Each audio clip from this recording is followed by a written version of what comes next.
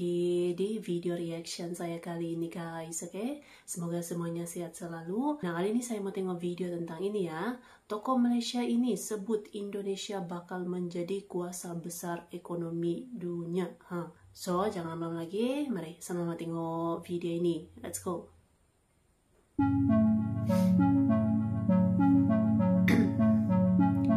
Kekuatan ekonomi dunia ya.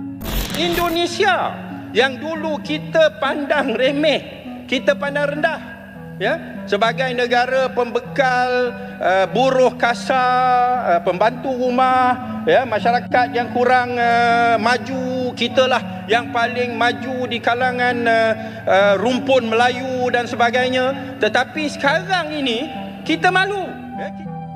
Indonesia dipandang memiliki potensi besar untuk menjadi kekuatan ekonomi global yang signifikan.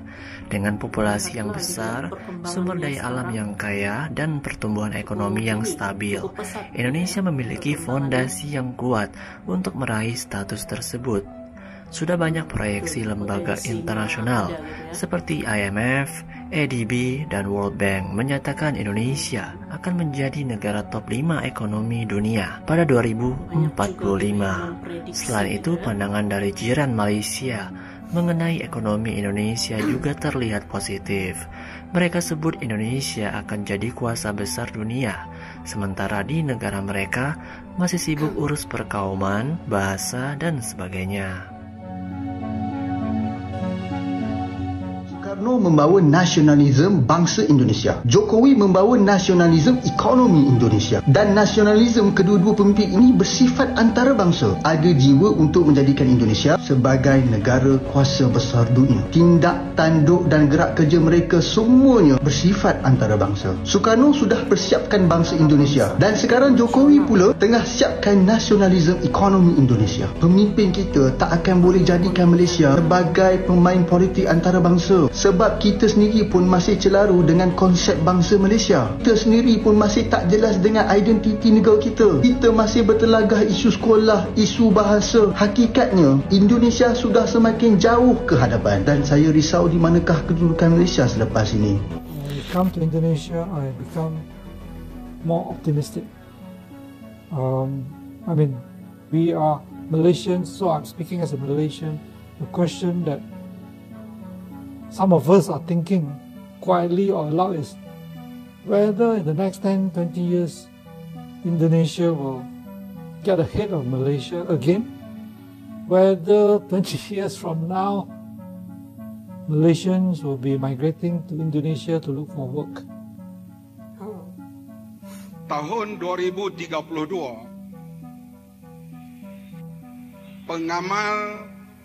penganalisa ekonomi meramalkan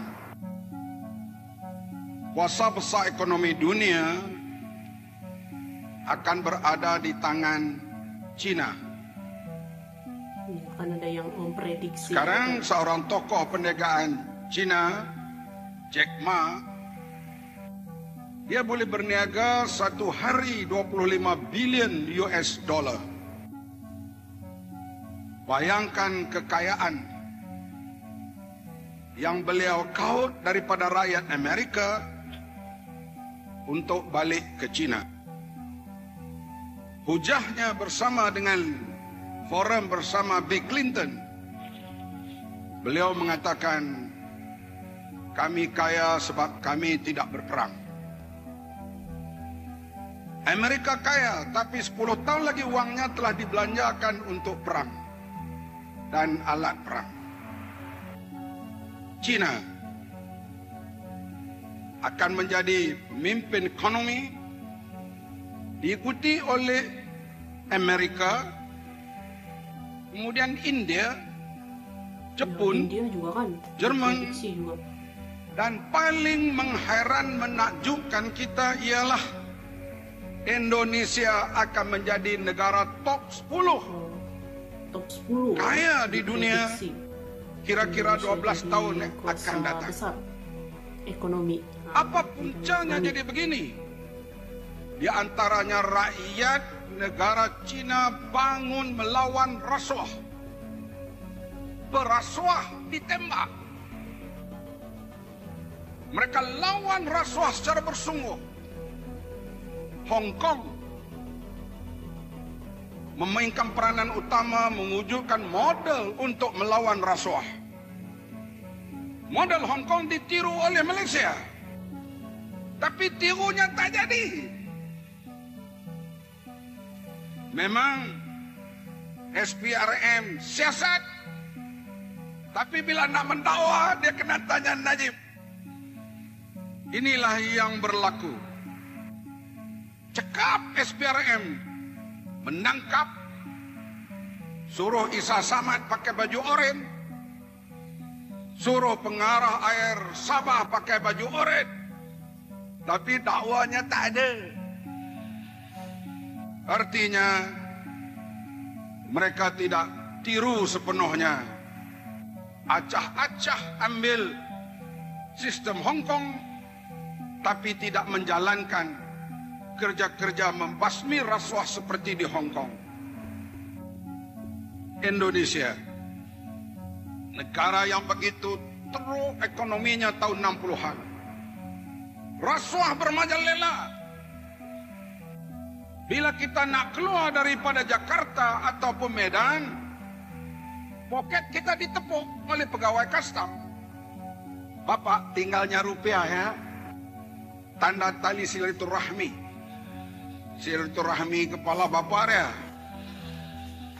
Artinya kalau ada sedikit uang rupiah mereka minta untuk uang kopi. Ini 15 tahun dulu. Setelah berlaku reformasi, munculnya Bapak Habibie, betulkah pemerintah mereka memperbaiki sistem pemerintahan? KPK-nya terlalu berkuasa, sehingga lebih 7 menteri telah masuk jail. Gubernur berlambak-lambak. Sehingga Indonesia sekarang dan 10-12 tahun lagi akan muncul di antara top 10 negara yang baik ekonominya di dunia. Top 10. Dan paling mengheran menakjubkan kita ialah Indonesia akan menjadi negara top 10 kaya di dunia kira-kira 12 tahun akan datang. Sehingga Indonesia sekarang dan 10-12 tahun lagi akan muncul di antara top 10 negara yang baik ekonominya di dunia. Kita akan lihat di dada-dada akhbar, amak daripada Malaysia disetrika mukanya oleh orang Indonesia.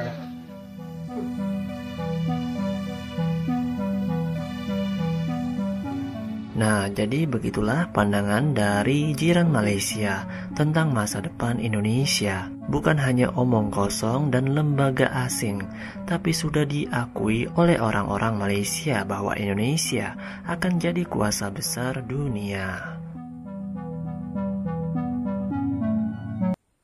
Oke guys, jadilah dia videonya ini. Jadi ya memang perkembangan pesat Indonesia, bahkan juga memang ada yang memprediksi gitu kan, seperti IMF gitu yang memprediksi bahwa Indonesia akan masuk sebagai salah satu kuasa ekonomi besar dunia gitu ya, ya dalam top 10 lah gitu kan, bersama-sama dengan China juga, Rusia, India yang diprediksi akan menjadi salah satu negara dengan kuasa ekonomi besar di dunia ini.